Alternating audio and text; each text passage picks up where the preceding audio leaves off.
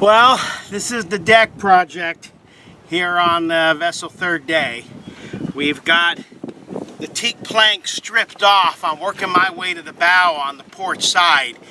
And what we found was back in front of the pilot house, we had rot where the core was wet beneath you have teak, then a layer of fiberglass and balsa core, then another layer of fiberglass, and that's basically the deck.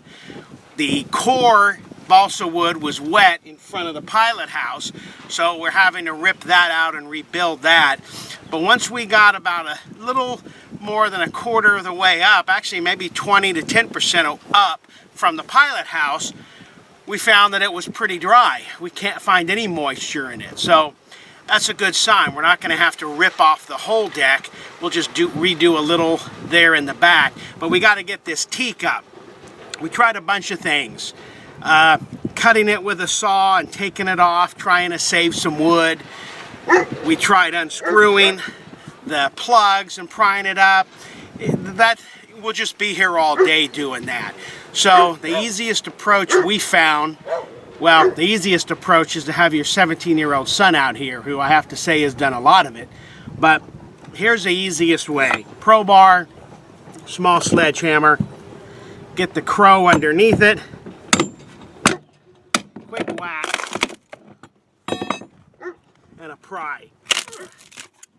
And basically pull off a chunk, throw it aside. Now the nice thing about that is it leaves the screws intact, doesn't rip up those and make a big hole, because we're not ripping it up on the screw lines.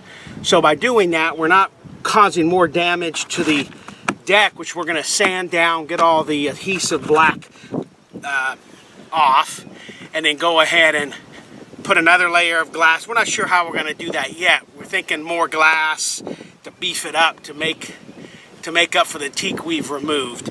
But it's pretty easy once you get going. My son doesn't like this big hammer, but I think he has more strength than I do, so I like the momentum of it. But it's just a matter of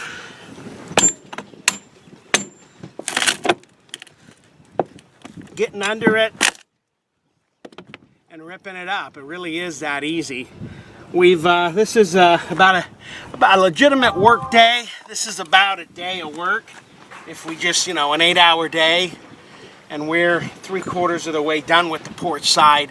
So really 4 to 5 days of real actually work versus what Jason and I do of work for a few minutes, mess around for another few minutes, answer a work email and phone call. If I was just out here working, I'd be a lot more tired, but I could also blow through this pretty quickly. I'll do a zoom in so you can see what the screw holes look like.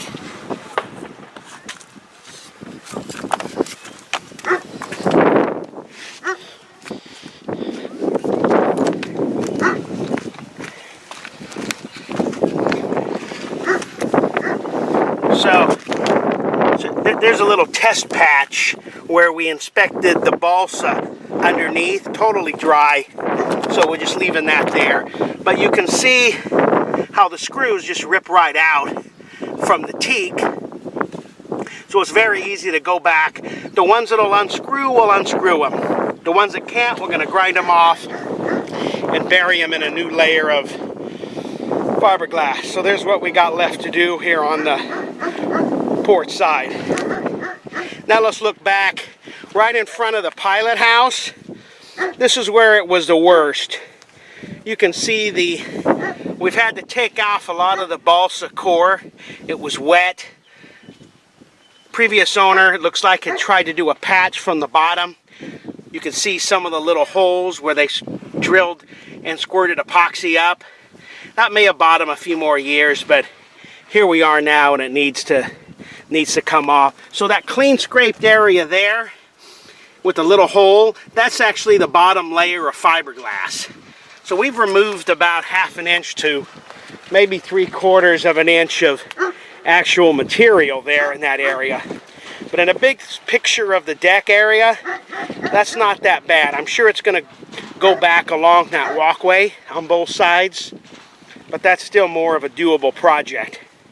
Well, There we go. That's what we're working on.